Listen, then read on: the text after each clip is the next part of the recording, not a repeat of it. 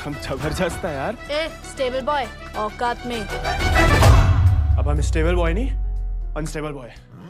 बात करेंगे फिल्म आजाद की। जी हाँ, आजाद जैसा नाम सुनने से लगता है कोई ऐतिहासिक कहानी है। फिल्म आजाद दरअसल ऐतिहासिक ही कही जाएगी क्योंकि ये 1920 की कहानी है। 1920 बोले तो आजादी के पहले की बात। दोस्तों, आप लोगों को बताना चाहूंगा कि जहां आप लोगों को अनुमान है और इस बात का शोर है कि अमन देवगन यानी कि अजय देवगन के भांजे की और राशा दशानी यानी कि यहां पर रवीना टंडन के बेटी की ये डेब्यू फिल्म है। तो आप लोगों को बताएं कि दरअसल उनकी डेब्यू से ज्यादा इंपॉर्टेंट ये भी कह सकते हैं कि ये फिल्म आजाद नाम के एक घोड़े की डेब्यू फिल्म है। दोस्तों, आजाद नाम का घोड़ा, ये सच मैं कह रहा हूं, इस फिल्म में एक घोड़े की सबसे ज्यादा प्राथमिकता दिखाई गई है। आजाद जो टाइटल है फिल्म का, वो घोड़े का नाम है। सारा पानी सब देख रहे हैं और हमें बैठने तक नहीं देता है। रिश्वत से सिर्फ इंसान का वही काला घोड़ा है जिसके सपने में अमन यानी गोविंद खोया रहता है। गोविंद को सपना आता है अक्सर एक काले घोड़े का, जिसे वो सपने में देखता है। वो उसे पाता कब है, कैसे है, इसी में आज इस रिव्यू में आप लोगों को बताएंगे। फिल्म की पूरी स्टोरी पे बने रहिएगा।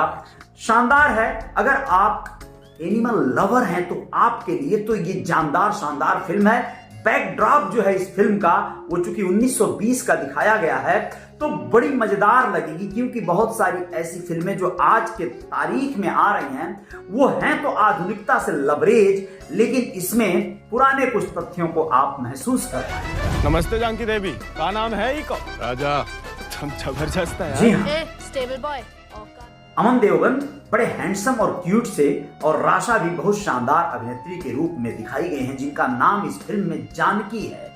जानकी एक जमींदार यानी पीयूष मिश्रा के बेटी हैं, और पीयूष मिश्रा जो जमींदार हैं उस गांव का ही गोविंद रहने वाला है, और उनके अस्तबल में घोड़ों के देखभाल के लिए रखा गया एक नौकर है। गोविंद को घोड़ा चलाने का बड़ा शौक भी रहता है, तो एक दिन संयोग से वो एक घोड़े की सवारी कर लेता है।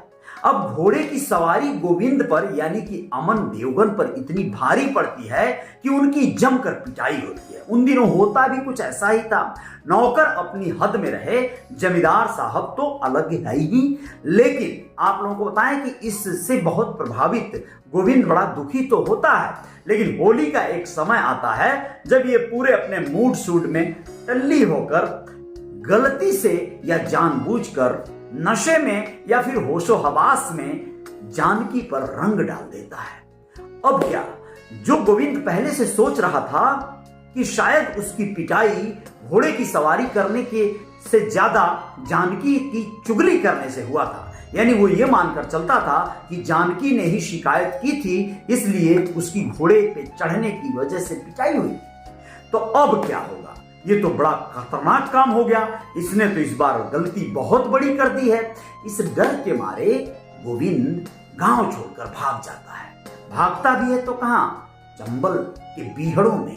जी हां, चंबल के बीहड़ों में उन दिनों एक डाकू रहा करता था जिसका नाम था विक्रम सिंह। विक्रम सिंह कोई और नहीं बल्कि अमन देवगन के यानी गोविंद के मामा विक्रम सिंह की भूमिका में अजय देवगन खुद कर रहे हैं। अजय देवगन की भूमिका उतनी बड़ी इस फिल्म में नहीं कही जाएगी, लेकिन फिर भी दमदार है। अजय देवगन के पास संयोग से अमन देखता है कि यहां पर तो उसका काला घोड़ा जो सपने में आया करता था, यहां विक्रम सिंह के पास है। अब क्या था, अमन के खुशी का कोई सीमा नहीं रह गई। उसे लगता है कि ये एक संयोग नहीं है, कुछ तो बात है। वो आज जो बीहड़ों में आया है, जो सपने में उसके काला घोड़ा आता था, ये तो वही घोड़ा है हूबहू। इनकी एक इमोशनल अटैचमेंट को इस फिल्म में दिखाया गया है। घोड़ा इस जन्म में नहीं देखा। आजाद है इसको नाम। तो तैयार? हाथ छोड़ते, हमें अपने ऊपर बैठने देना। जी हाँ, इस फिल्म में दर्शकों को एक जानवर और एक उसके मालिक या फिर उसके देख रेख करने वाले के बीच तारतम्यता दिखाई जाएगी। आजाद समझिए को देखने के पहले बचपन में अपनी नानी से महाराणा प्रताप के चेतक के घोड़े की कहानियां सुन सुनकर ये बड़ा हुआ रहता है। कौन? आपका जो गोविंद है, यानी अमन देवगन। आप लोगों को बता दें कि ये पूरी पटकथा, पूरा स्क्रीन प्ले इसी आधार पे चलता है। यहां पर संयोग से एक हमले में विक्रम सिंह की यानी अजय देवगन की मौत हो जाती है। अब क्या था, इस पूरे गैंग में अमन का बोलबाला हो जाता है। अमन चूंकि बहुत इमोशनली इनसे जुड़ा हुआ था, तो आजाद वैसे तो इसके काबू में आने वाला नहीं रहता है। आजाद जो घोड़ा है उसे सिर्फ अजय देवगन चला सकते थे। अजय देवगन उनकी सवारी कर सकते थे। विक्रम सिंह का वफादार घोड़ा हुआ करता था ये। लेकिन अब अमन इस पर सवार होगा और उसकी सवारी के साथ साथ उसने एक जिम्मेदारी भी उठा ली, अंग्रेजों से लोहा लेने का। वो किस तरह से अपने गांव लौटता है और आजाद पर सवार होकर किस तरह से वो युद्ध करता है, लड़ाइयां लड़ता है और गांव के जमींदार यानी पीयूष मिश्रा से और फिर अंग्रेजों से लोहा लेते हुए किस तरह से उसकी जीत होती है। पूरी कहानी में आप लोगों को बता दें, यहां पर कई एक कलाकार अपने बहुत ही शानदार भूमिका में नजर आएंगे। गांव में जो सहायक भूमिकाओं में जो क्राउड किरदार हैं, कैरेक्टर्स हैं, सब ने बहुत अच्छा रोल प्ले किया है।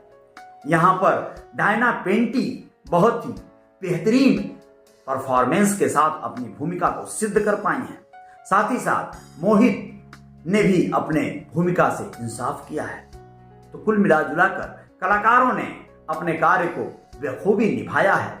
यहां पर दो चूंकि स्टार किड्स पहली बार डेब्यू किए हैं अपनी फिल्म के लिए, तो ये फिल्म देखने में कोई गुरेज नहीं होनी चाहिए।